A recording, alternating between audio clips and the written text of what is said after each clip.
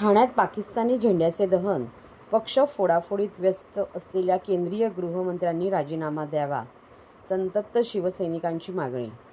काल जम्मू काश्मीरमधील पहलगाम येथे हिंदू पर्यटकांवर दहशतवाद्यांनी बेछूट गोळीबार केला. त्यामध्ये एकूण 26 पर्यटकांना मारण्यात आले. त्यापैकी 20 जण जखमी झाले आहेत. त्या मृतांपैकी 6 जण महाराष्ट्रातील डोंबिवली, पुणे व पनवेलमधील होती. ही हत्या एवढी क्रूर होती की दहशतवाद्यांनी त्यांचा धर्म विचारून त्यांच्या कुटुंबासमोर त्यांची हत्या केली. या घटनेने संपूर्ण भारत देश हादरला आहे. या झालेल्या घटनेचा निषेध करण्यासाठी शिवसेना उद्धव बाळासाहेब ठाकरे ठाणे जिल्हा शाखेच्या वतीने जांभळी नाका येथील चिंतामणी चौकात पाकिस्तानी ध्वज दहन करून पाकिस्तान मुर्दाबाद, केंद्रीय गृहमंत्री राजीनामा द्या या घोषणा करण्यात आल्या. तसेच केंद्रीय गुप्तचर यंत्रणा व केंद्र सरकार करते काय, तसंच कलम 370 रद्द केल्याचे हेच ते काय कायदे आणि फायदे या आशयाचे फलक दाखवण्यात आले. या शहीद झालेल्या हिंदू पर्यटकांना श्रद्धांजली अर्पण केली. त्यावेळी शिवसेना नेते माजी खासदार राजन विचारे, संपर्क प्रमुख नरेश मणेरा, उपजिल्हाप्रमुख कृष्णकुमार कोळी, सुनील पाटील, महिला जिल्हाध्यक्ष रेखाताई खोपकर, शहर प्रमुख प्रदीप शिंदे, उपशहर प्रमुख सचिन चव्हाण, वसंत गव्हाणे, विभाग प्रमुख राजू शिरोडकर, प्रशांत सातपुते, जीवाजी कदम, विजया हंडोरे, मया पाटील, राजू मोरे, राजेंद्र महाडिक, अप्पू आठवाल, मयूर जैन, तसेच महिला शहर प्रमुख प्रमिला भांगे, त्याचबरोबर उषा बोराडे, सुनंदा देशपांडे, राजश्री सुर्वे, अनिता प्रभू, रेखा पाटील, रसिका सुभेदार व इतर शिवसेना पदाधिकारी व नागरिक मोठ्या संख्येने उपस्थित होते. सर्वात लाजिरवाणी गोष्ट अशी आहे की गेल्या 10 वर्षामध्ये कित्येक असे हल्ले या ठिकाणी झालेले आहेत. कालच मला वाटतं दुपारी 3 वाजता या ठिकाणी पहलगाव या ठिकाणी जे काही टुरिस्ट लोक गेले होते, जवळजवळ 26 लोकांना त्या ठिकाणी अमानुषपणे बेछूट गोळीबार करून त्या ठिकाणी मारले गेले. त्यामध्ये महाराष्ट्राचे 6 लोक होते. मला वाटतं डोंबिवली शहरामधले 3 जण होते, पुण्यामधला 1 जण होता आणि पनवेलमधला 1 होता. असे 6 जण महाराष्ट्रातले होते. आणि एवढी मोठी ही घटना त्या ठिकाणी झाली होती. तुम्हाला माहिती असेल 10 जुलै 2017ला ज्यावेळेला अमरनाथ यात्रा या ठिकाणी सुरू झाली होती, त्यावेळेला जवळजवळ 7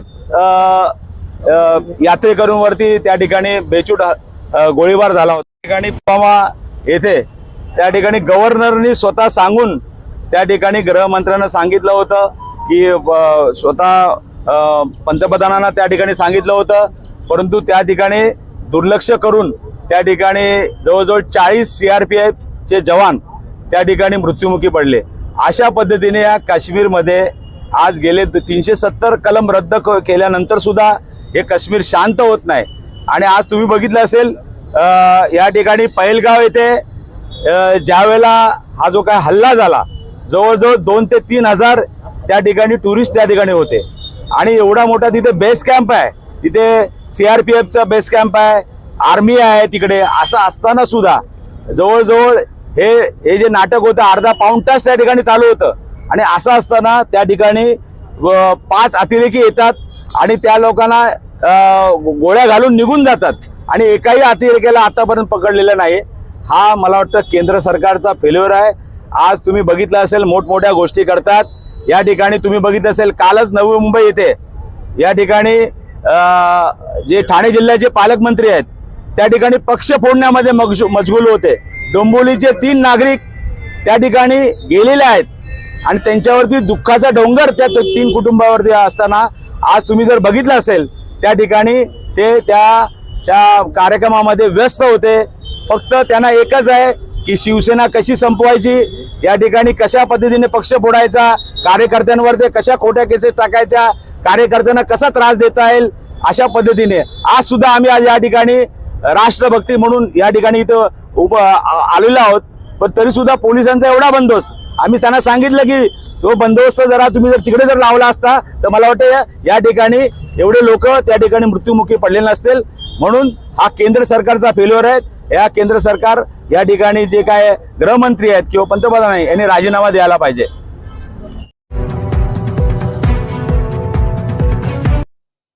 महाराष्ट्रातील भगिनींना आधार देणारी राज्य शासनाची मुख्यमंत्री माझी लाडकी बहीण योजना. या योजनेअंतर्गत अल्प उत्पन्न गटातील 21 ते 65 वयोगटाच्या भगिनींना मिळणार दरमहा 1500 रुपयांची मदत. अर्ज करण्यासाठी 31 ऑगस्ट 2024 पर्यंत मुदतवाढ. कुटुंबाचं वार्षिक उत्पन्न 2.5 लाख रुपयांपेक्षा कमी असलेल्या महिला पात्र. कुटुंबाकडे पिवळं किंवा केशरी रेशन कार्ड असल्यास उत्पन्नाचा दाखला आवश्यक नाही. पांढरं रेशन कार्ड असेल किंवा रेशन कार्ड नसेल तर कुटुंबाचं वार्षिक उत्पन्न 2.5 लाखांपेक्षा कमी असल्याचा दाखला आवश्यक. योजनेसाठीचा ऑनलाईन अर्ज नारी शक्ती दूत ॲपवरून किंवा पोर्टलवर भरता येईल. ज्या भगिनींना ऑनलाईन अर्ज भरता येत नसेल त्यांच्यासाठी अंगणवाडी, ग्रामपंचायत, वॉर्ड ऑफिस, सेतू सुविधा केंद्रामध्ये किंवा आशाताई बचत गटाच्या CRP यांची मदत उपलब्ध. आता आपल्याला अभिमानानं म्हणता येईल, सुखी आणि सुरक्षित आहे माझी लाडकी बहीण.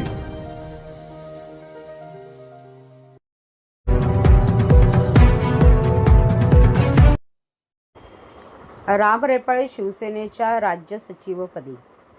उपमुख्यमंत्री एकनाथ शिंदे यांचे अत्यंत जवळचे विश्वासू म्हणून ओळखले जाणारे ठाण्यातील माजी स्थायी समिती सभापती राम रेपाळे यांच्यावर राज्य सचिव पदाची मोठी जबाबदारी शिवसेना शिंदे गटाने सोपवली आहे. लोकसभा आणि विधानसभा निवडणुकीत रेपाळे यांनी केलेल्या कामाची दखल घेत त्यांना ही बढती देण्यात आली आहे. ठाणे महापालिकेत स्थायी समिती सभापती पद भूषवलेले राम रेपाळे हे उपमुख्यमंत्री एकनाथ शिंदे यांचे विश्वासू शिलेदार म्हणून ओळखले जातात. कोणत्याही पदाची अपेक्षा न करता राम रेपाळे यांनी नेहमी शिंदे यांना भक्कम साथ दिली आहे. शिवसेनेचे 2 गट झाले तेव्हाही रेपाळे यांनी शिंदेच्या रणनीतीनुसार ठाकरे गटाचे कार्यकर्ते पदाधिकारी आपल्या गटात आणण्याची कामगिरी चोख बजावली होती. लोकसभा आणि विधानसभा निवडणुकीतही त्यांनी अशक्य असलेल्या जागा निवडून आणल्या. मागील काही दिवसांपासून शिवसेनेत सुरू असलेल्या इन्कमिंगचे मास्टर माइंड श्री रेपाळे हे आहेत. त्यांच्या या कामगिरीची दखल उशिरा का होईना घेण्यात आली आहे. राम रेपाळे यांना महाराष्ट्र सचिवपदाची जबाबदारी सोपवण्यात आली आहे. याआधी माजी महापौर संजय मोरे यांनाही शिवसेना सचिवपदी विराजमान करण्यात आले होते. त्यांच्यावर देशपातळीची तर रेपाळे यांच्यावर महाराष्ट्राच्या संघटनात्मक कार्याची जबाबदारी असणार आहे. या नियुक्तीमुळे ठाणे शहरातील शिवसेना वर्तुळात उत्साहाचे वातावरण असून काल संध्याकाळी श्री राम रेपाळे यांनी टेंभी नाका येथील आनंद आश्रमात जाऊन धर्मवीर आनंद दिघे यांच्या प्रतिमेस पुष्पहार अर्पण करून अभिवादन केले. यावेळी खासदार नरेश म्हस्के, शहरप्रमुख हेमंत पवार, रमाकांत मडवी, शरद कणसे, योगेश जानकर, शैलेश शिंदे, परेश चाळके, प्रकाश कोटवानी, निर्मला कणसे, विमल भोईर व सर्व शिवसैनिक महिला आघाडी यांनी श्री राम रेपाळे यांचे शाल, श्रीफळ देऊन अभिनंदन केले व पुढील वाटचालीस शुभेच्छा दिल्या. महाराष्ट्र राज्याचे यशस्वी मुख्यमंत्री व आताचे विद्यमान उपमुख्यमंत्री, शिवसेना पक्षाचे मुख्य नेते यांनी कालच नवी मुंबई येथे माझी सचिवपदी नियुक्ती केली. त्याबद्दल सर्वप्रथम मला संधी दिल्याबद्दल मी शिवसेना पक्षाचे मुख्य नेते आदरणीय एकनाथजी शिंदेसाहेब यांचे मनापासून आभार मानतो. आणि हिंदुहृदय सम्राट वंदनीय शिवसेना प्रमुख बाळासाहेब ठाकरे यांचे विचार व गुरुवर्य धर्मवीर आनंद दिघे साहेबांची शिकवण यांच्यानुसार महाराष्ट्र राज्याचे यशस्वी मुख्यमंत्री एकनाथजी शिंदेसाहेबांनी 3 वर्षामध्ये त्यांच्या मेहनतीने या महाराष्ट्रामध्ये 60 आमदार निवडून आणले.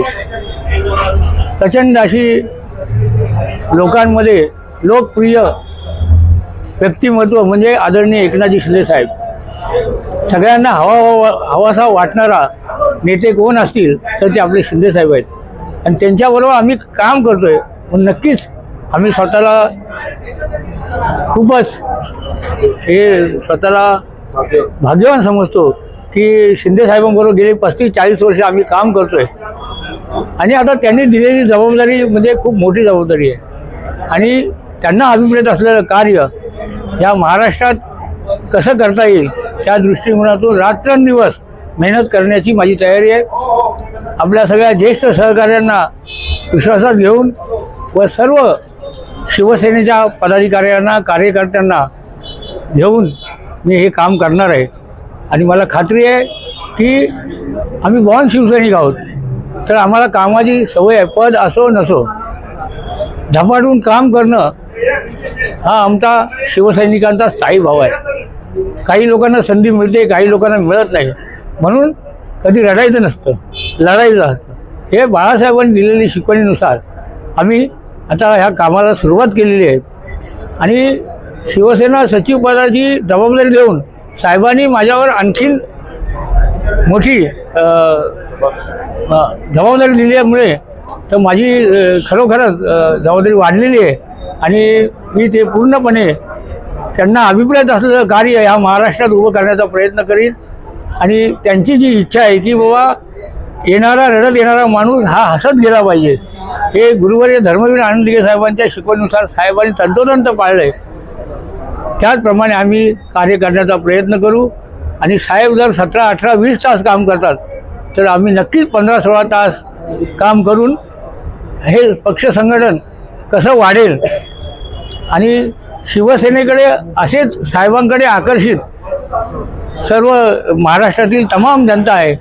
तमाम लाडक्या बहिणींचा लाडका भाऊ ही मोठी उपाधी शिंदेसाहेबांनी फार अल्पावधीमध्ये मिळवली. आणि म्हणून त्यांना साजेसं कार्य आम्ही कार्यकर्त्यांनी केलं पाहिजे. आणि आम्ही ते पूर्णपणे मन लावून प्रामाणिकपणे तो प्रयत्न करू आणि साहेबांना अभिप्रेत असलं कार्य या महाराष्ट्रात करून दाखवू.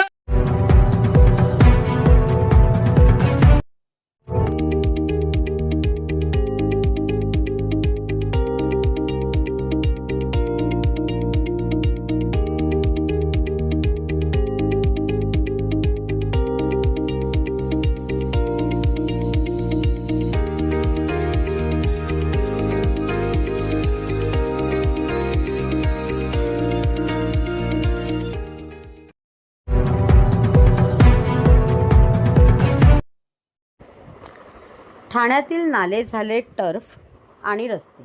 आमदार संजय केळकर यांनी पाहणी दौऱ्यात उघड पाडले पितळ. रुस्तमजी परिसरातील नाला तुंबल्याने तो जणू रस्ता झाला असून बाळकुम, दादलानी परिसरातील नाल्याची स्थिती तर टर्फसारखी झाली आहे. आयुक्त आणि अधिकाऱ्यांनी रस्त्यावर उतरून नियमितपणे पाहणी करावी. पूर्वीसारखी नालेसफाई यंदा झाली तर ठाणेकर अधिकारी आणि ठेकेदारांना सोडणार नाही, असा इशारा आमदार संजय केळकर यांनी दिला. नालेसफाई दरवर्षी होत असलेल्या हातकी सफाईचा अनुभव लक्षात घेतात आमदार संजय केळकर यांनी ठाण्यातील मनोरमा नगर, कोलशेत, बाळकुम, राबोडी, कॅसर मिल, खोपट, एसटी डेपो, शहीद गार्डन, रायगड आळी आदी परिसरातील नाल्याची पाहणी केली. यावेळी नाल्याच्या स्थितीबाबत त्यांनी चिंता व्यक्त करत कंत्राटदार आणि प्रशासनाला गर्भित इशारा दिला. या पाहणीत त्यांनी नाल्याची दुरावस्था नजरेस पडली. यावेळी त्यांनी ठेकेदारांच्या बनावाबनवीचे दाखलेही दिले. कोणता नाला कुठे थांबतो आणि कुठे जोडला गेला आहे हे देखील ठेकेदाराला माहीत नसल्याने त्याची माहिती आम्हाला द्यावी लागेल, कारण या ठेकेदारांनी नालेसफाई करण्यापूर्वी फिरून त्याची पाहणीच केलेली नाही, केवळ 4 भिंतीत बसून बिले तयार करत असल्याचा आरोप श्री केळकर यांनी केला. नालेसफाई करण्यासाठी लागणारे मनुष्यबळ, यांत्रिक सामुग्री आणि कामाचे तास याबाबत ठेकेदार लफाछफी करत असतात. अधिकचे काम दाखवून प्रत्यक्षात वरवर सफाई केली जाते. बिले मात्र पूर्ण कामाची काढली जातात. त्यामुळे आम्ही आतापासूनच त्यांच्या कामावर नजर ठेवून आहोत. नालेसफाईसाठी 8 कोटीची तरतूद करण्यात आली आहे. त्यात हातकी सफाई होऊ नये म्हणून आयुक्त आणि अधिकाऱ्यांनी देखील रस्त्यावर उतरून वेळोवेळी पाहणी करावी.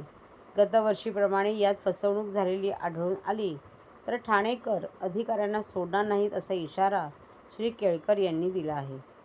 रुस्तमजी येथील नाल्याच्या रस्त्याचे स्वरूप आले आहे. रुस्तमजी येथील नाल्याला रस्त्याचे स्वरूप आले असून बाळकुम येथील नाल्याला टर्फचे स्वरूप प्राप्त झाले आहे. त्यामुळे चुकून तरुण मंडळी येथे खेळायला जातील, अशी उपहासात्मक टीकाही श्री केळकर यांनी केली. आम्ही काही महिन्यापूर्वी आदर्श नाले दत्त योजना लोकसहभागातून राबवली. त्या नाल्यात ना गाळ ना कचरा दिसत आहे. शिवाय आच्छादनामुळे परिसराच्या सौंदर्याला कोणतीही बाधा नाही आणि दुर्गंधीमुळे देखील सुटका झाली नाही. या योजनेचा आदर्श घेऊन शहरातील नालेसफाईची कामे व्हावीत अशी अपेक्षा श्री केळकर यांनी व्यक्त केली आहे। यावेळी पाहणी दौऱ्यात आमदार संजय केळकर, त्यांच्याबरोबर माजी नगरसेवक नारायण पवार, परिवहन सदस्य विकास पाटील, रमाकांत मडवी, सचिन पाटील, महापालिका उपायुक्त मनीष जोशी, संजय कदम, सचिन शिंगारे, निलेश पाटील, जितेंद्र मडवी, हेमंत म्हात्रे, महेश कदम, प्रमोद घोलप, विशाल वाघ, विक्रम भोईर आदी उपस्थित होते। आता आम्ही आज मनोरमा नगरच्या इथला जो नाला आहे तिथून जी सुरुवात केली ती आता रुस्तम बीच्यापर्यंत आलो आहे। अजून पण काही नाले आहेत, पण ज्या पद्धतीने जिथे मॅन्युअली काम करायचं आहे तिथे तातडीने काम सुरू करणं गरजेचं आहे। ते केलं गेलेलं नाही आहे, ते सुरू झालेलं नाही आहे। काही ठिकाणी जे मोठे नाले आहेत ते मागच्या वेळेला ज्या पद्धतीने दिसत होते त्याच पद्धतीने, खरं म्हणजे यांच्यावर वचक नाही आहे। कॉन्ट्रॅक्टरना आपण कामं देतो, त्यांना मुदत नोव्हेंबरपर्यंत पण असते, पण एकदा फक्त पावसाळ्याच्या पूर्वी काम केल्यानंतर काही केलं जात नाही आणि त्याच्यामुळे गाळ जो आहे तो योग्य पद्धतीने काढला जात नाही आणि लोकांना फार मोठा त्रास होतो। त्यामुळे यावेळेला आम्ही ॲडव्हान्समध्ये आलेले आहे। त्याच्यामुळे या 1.5 महिन्यामध्ये पुन्हा एकदा आम्ही येऊ, कारण की रस्ता आहे का नाला आहे अशी एका नाल्याची परिस्थिती आहे। आता रुस्तमजीचा जो नाला आहे त्या ठिकाणी तशीच परिस्थिती आहे। दुसरा नाला आम्ही बघितला त्या ठिकाणी टर्फ झालेला आहे, बाळकुम दादलानीचा नाला जो आहे, म्हणजे त्या ठिकाणी रात्री अपरात्री ते नाला नाही आहे, तो टर्फ आहे, कोणी फुटबॉल खेळायला जाईल अशा पद्धतीने यांचं काम आहे आणि त्याच्यामुळे वारंवार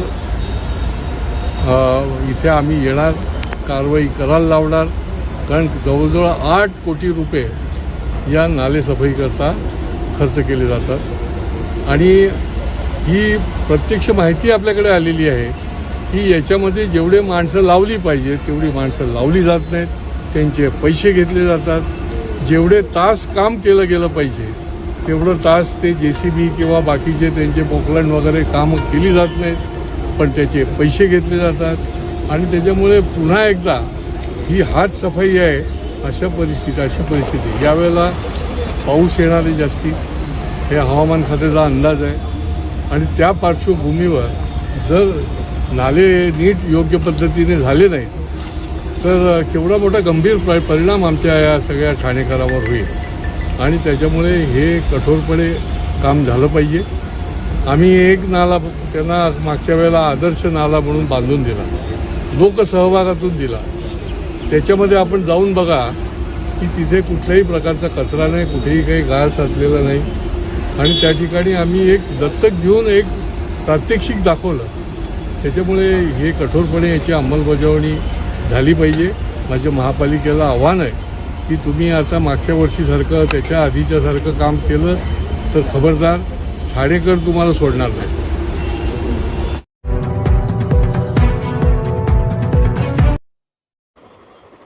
जम्मू काश्मीरमध्ये अतिरेक्यांनी केलेल्या भ्याड हल्ल्याच्या निषेधार्थ कळवा येथे शिवसैनिकांची निदर्शने। जम्मू काश्मीरमध्ये पहलगाम येथे अतिरेक्यांनी भारतातील व विदेशातील पर्यटकावर केलेल्या भ्याड हल्ल्याच्या निषेधार्थ बुधवार 23 तारखेला सायंकाळी कळवा येथे शिवसेना शिंदे गटाच्या वतीने निषेध आंदोलन करण्यात आले व हल्ल्यात इतर राज्यातील तसेच महाराष्ट्रातील डोंबिवली व पनवेल येथील पर्यटकांचा मृत्यू झाल्याने त्यांना श्रद्धांजली अर्पण करण्यात आली। यावेळी शिवसैनिकांतर्फे अतिरेक्यांनी केलेल्या कृत्याचा निषेध करण्यात आला। निषेधाच्या घोषणा देण्यात आल्या। शिवसेना शहर प्रमुख नरेंद्र शिंदे यांच्या आयोजनाखाली येथील माजी नगरसेवक उमेश पाटील, राजेंद्र साप्ते, राजेश विराळे, गणेश कांबळे, रवी पाटील, राकेश पाटील, नथू पाटील, सुनील गौरी, विभाग प्रमुख विजय शिंदे, श्याम पाटील, अरविंद सैतावडेकर, रवींद्र पाटील, उल्हास हळदणकर, रोहन शिंदे, राहुल सिंगळकर, निशिकांत महाकाल, राधे वराडकर, मंदार साळवी यांच्यासह महिला आघाडी सुशीला लोखंडे, मालती वारंग, देशपांडे, मोरेताई, रचना पाटील, अर्चना पाटील, चंद्रकांत साळवी, शिवसैनिक व महिला शिवसैनिक उपस्थित होते। जम्मू काश्मीर पहलगाव येथे जी घटना घडली आणि महाराष्ट्राचे 6 तरुण बनेल ते मरण पावले. खरं तर ते पर्यटन होते आणि सगळ्यात वैशिष्ट्य म्हणजे प्रत्येकाला विचारणा करण्यात आली आपण कुठल्या जातीपंथाचे हिंदू आहेत म्हणून त्याचे ते हल्ले करण्यात आलेले आहे. मला स्वतःला वाटतं सध्या महाराष्ट्राची घटना चाललेली आहे, दुर्दैवी प्रकार आहे. मला ज्याने हल्ला केला आहे त्याचा आपल्या सरकारने कुठल्या परिस्थितीत बंदोबस्त हिंदू आहेत म्हणून त्याचे ते हल्ले करण्यात आलेले आहे. मला स्वतःला वाटतं सध्या महाराष्ट्राची घटना चाललेली आहे, दुर्दैवी प्रकार आहे. मला ज्याने हल्ला केला आहे त्याचा आपल्या सरकारने कुठल्या परिस्थितीत बंदोबस्त केला पाहिजे आणि आपण महाराष्ट्र निश्चित केला पाहिजे. पण यांच्या नांग्यापुढे आपण टेचल्या पाहिजे. कारण ज्या सगळ्या गोष्टी करता आपण जे पर्यटन गेलेले ते कुठे काय आपल्या सुखाकरता आनंदात फक्त गेले. जम्मू काश्मीरमध्ये प्रत्येकाला तिथे व्यवसाय आपल्याला वाटतं का आपण तिथे जाऊया. पण अशी घटना आणि सगळ्यात म्हणजे वाईट घटना पनवेलमध्ये 3 मावस म्हणजे सख्खे भाऊ तुम्ही गेलेले आहेत. ही दुर्दैव घटना आहेत. आज त्यांच्या कुटुंबात किती आघात झाले असेल. पण याकरता आम्ही कळवा शाखा आणि खारगावच्या शाखेच्या वतीने निषेध करण्यात आलेल्या आजच्या या म्हणजे निषेधामध्ये बसलेले ठाण्यामध्ये उपमा आदरणीय राजेश सापटे आहेत, आमचे नरेंद्र शिंदे आहेत, इथे आमचे उजू शिंदे, नरेंद्र शिंदे आहेत, श्याम पाटील, रवींद्र पाटील, आमच्या लोखंडे, आमच्या सगळ्या महिला मंडळ आहेत. खरं हा निषेध याच्याकरता करतो तर सध्या मला स्वतः असं वाटतं कळवा प्रभाग समिती अंतर्गत पोलीस खात्याला विनंती करणार आहे का जे गाळधारक आहेत, जे स्टॉल आहेत, जे काय बिर्याणीचे हे जे बांगलादेशी या भागात आलेल्या मुसलमान त्याचा आपण ते कारवाई करणे योग्य होईल. मला वाटतं यांच्यापासून आपल्याला जास्त धोका आहे. आपण जवळून पाहिलं पाहिजे का आपल्या जवळ झालेल्या आपल्याला काहीच करत नाही. माझी विनंती राहणार प्रशासनाला, मान्य कळवा पोशील आणि कळवा पोलीस आयुक्त काही यांचं आपण तातडीने नाही. कारण पत्र केलं नसेल तर मी चिंतन सांगेल लोकांना विभाग करू नका. आपण या ठिकाणी आपण तयार करा पत्रक आणि आपण स्वतः सगळे साप्तसभा इथे आपण सगळं जाऊन त्या ठिकाणी आम्ही लिहून देऊया की यांचा आपण त्या ठिकाणी निश्चित केला पाहिजे आणि बंदोबस्त केला पाहिजे. शिवसेना कळवा विभागातर्फे या भ्याड हल्ल्याचा निषेध इथे करण्यात येत आहे. आपल्याला सर्वांना माहितीच आहे की 26 भारतीय आणि 2 परदेशी नागरिक त्यांचं या ठिकाणी क्रूरपणे हत्या करण्यात आली. आणि विशेष करून त्या ठिकाणी आलेल्या जे पर्यटक होते त्या पर्यटकांना त्यांची जात विचारली, धर्म विचारला आणि त्यानंतर त्यांची क्रूरपणे हत्या केली. आणि हत्या केल्यानंतर पण तुम्ही तुमच्या पंतप्रधान नरेंद्र मोदींना जाऊन सांगा. याचाच अर्थ असा होतो की त्यांचा हा सर्व कट आहे हा पूर्वनियोजित होता. आता ह्याचा आपण धडा घेतला पाहिजे. आपण आपल्यापासून सुरुवात केली पाहिजे. जे आपल्या परिसरामध्ये म्हणजे बांगलादेशी असतील, रोहिंग्या असतील, पाकिस्तानी जे आपल्याकडे घुसखोर आहेत या सगळ्यांना प्रशासनाने शोधून काढलं पाहिजे. मी तर याद्वारे आवाहन करेन की आपले कलेक्टर, कमिशनर यांनी संपूर्ण आपल्या या ठाणे परिसरापासून सुरुवात केली पाहिजे आणि ह्या सगळ्यांना म्हणजे शोधून काढलं पाहिजे आणि ह्यांना चांगल्या सक्त कारवाई यांच्यावर व्हायला पाहिजे. हे एवढंच कारवाई नाही तर आपण देखील या ठिकाणी ज्या आपण वस्तू खरेदी करतो मग ते कुठलंही दुकान असू दे मग त्या ठिकाणी नक्की तो मग बांगलादेशी आहे का रोहिंग्या आहे का पाकिस्तानमधून आलेला आहे म्हणजे आपण ह्यांना पोचतोय का याचा आपण प्रत्येक हिंदूने आजपासून विचार केला पाहिजे. आणि आपण हिंदू म्हणून सर्वांनी एकवटलं पाहिजे तर आणि तरच या पाकड्यांचा आणि ह्या अतिरेकी दहशतवाद्यांचा आपण पूर्णपणे निपात करू आणि त्यांची आपण ह्या नांग्या ठेचायची सुरुवात आपल्यापासून पण करूया. आपण थोडासा जरी आपण हातभार लावला तर मला वाटते फार मोठं कार्य होईल. आणि या माध्यमातून मी एवढंच विनंती करेन या सर्व हिंदूंनी आता तरी आपण जागा व्हायला पाहिजे. म्हणजे होतं ना की आता फार म्हणजे पुढे ह्याच्या पुढे आपली बिकट परिस्थिती होणार आहे. त्यांचे दिवसेंदिवस हे जे काय हल्ले आणि हा जो प्रकार आहे हा पूर्ण वाढत चाललेला आहे. आणि ह्याला नुसतं आपण निषेध करून किंवा आपण कुठेतरी पत्रकं काढायची, कॅन्डल मार्क काढायचा याच्या माध्यमातून नाही तर आपण आता ह्या मशालीच पेटवल्या पाहिजेत. त्या ठिकाणी आपण हाती शस्त्र घेतली पाहिजेत. आणि मी तर बोलतो की या ठिकाणी भारत सरकार असेल किंवा आपलं भारतीय सैन्य दल असेल, स्थानिक प्रशासनातले तेथील अधिकारी आहेत हे तर प्रयत्न करतायत, नागरिक देखील रस्त्यावर उतरत आहेत. परंतु आपण सर्व या देशातील हिंदुस्थानातील सर्व जनतेने याचा आपण म्हणजे कठोरपणे असं याचा निषेध केला पाहिजे, याचा प्रतिकार केला पाहिजे आणि हे आपण आपल्यापासूनच सुरुवात केली पाहिजे.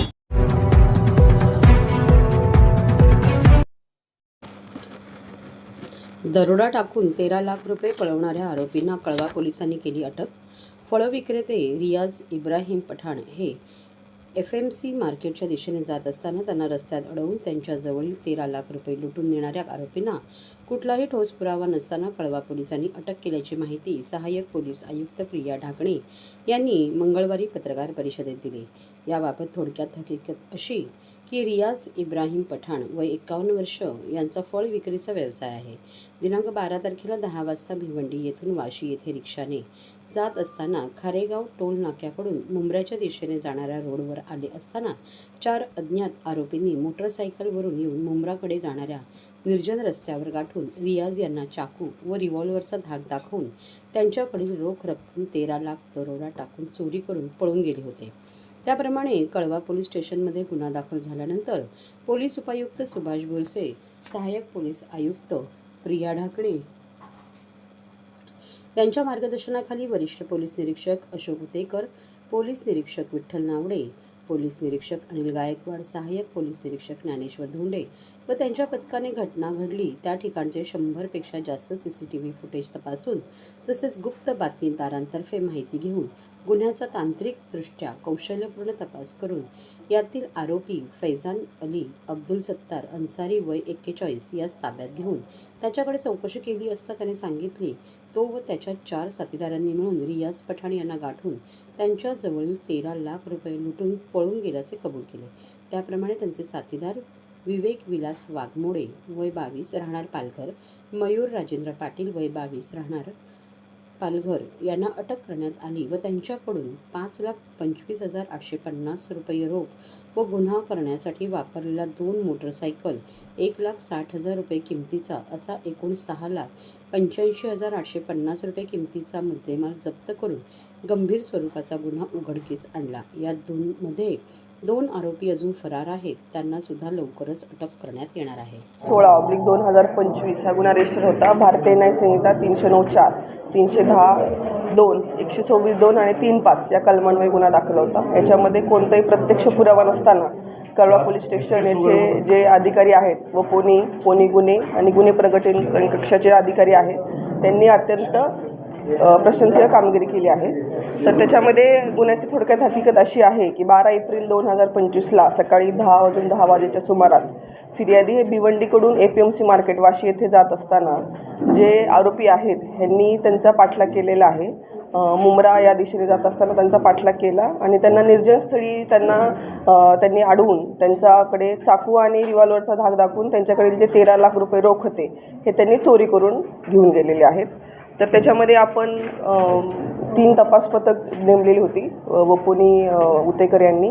तर त्यांनी तपास करून जवळपास 100पेक्षा जास्त CCTV फुटेज आणि तांत्रिक विश्लेषणाच्या आधारे या गुन्ह्याचा तपास केलेला आहे. आणि याच्यामध्ये त्यांनी जो एक आरोपी आहे फैजान अली अब्दुल सत्तार अन्सारी जो राहिला आहे बाला कंपाऊंड भिवंडी याला सर्वप्रथम ताब्यात घेऊन त्याला अरेस्ट केलं आणि त्याच्याकडे तपास केला असता त्याने या गुन्ह्याची कबुली दिली की मी स्वतः जे आरोपी आणि अजून 4 त्याचे जे साथीदार आहेत त्याच्या 5 जणांनी संगनमत करून सदर गुन्हा केलेला आहे.